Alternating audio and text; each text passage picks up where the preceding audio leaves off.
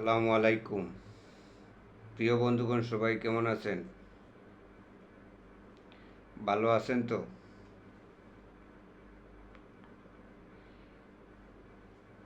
শীতের কাপড় সবাই কিনছেন তো? শীতের শপিং করছেন তো সবাই? ছেলে সন্তানের লাগি, আপনারা লাগি। রাত্রে তো অনেক ঠান্ডা লাগে, অনেক শীত করে, অনেকের মাথা ব্যথা, গলা ভাঙ্গা এই ঠান্ডার কারণে।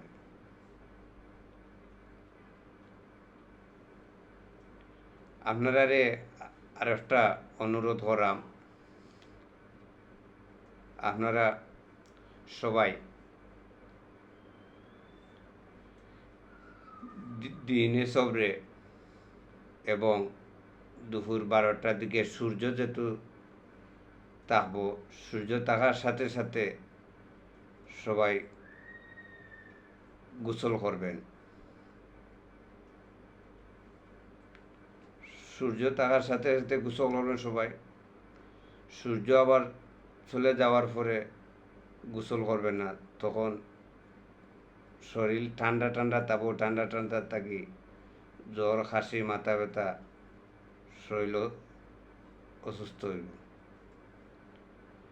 এই হিসাবে সূর্য তাতে তাতে গোসল করলে, এই সূর্যের মাঝে গোসল করার বাদে সূর্যের মাঝে গায়ে আলো লাগাইবেন, সূর্যের আলো লাগাইবেন, দেখবেন শরীরটা গরম থাকবো, ঠান্ডা লাগবে না, ঠান্ডার থেকে বিরত থাকবেন। আমার কথা সঠিক কিনা আপনারা গোসল করিয়া সূর্যের মাঝে আইয়া দাঁড়াইয়া দেখেন শরীর গরম থাকে কি না থাকে, আর সূর্য যাওয়ার পরে শরীর ঠান্ডা থাকে কি না থাকে, এইটাও আপনারা প্রমাণ পাইবেন। আমি ভুল বলছি কি খারাপ বলছি, আমার কথা কি সঠিক? তো যাই হোক, সবাই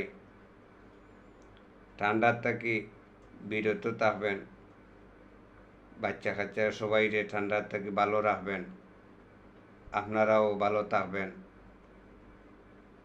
প্রচণ্ড ঠান্ডা পড়ছে, হিসাবে আমি আপনারা অনুরোধ করলাম সবাই আমার জন্য দোয়া করবেন, আর আপনারা জন্য দোয়া করবেন ইনশাআল্লাহ, যাতে সুস্থ থাকেন আপনারা সবাই।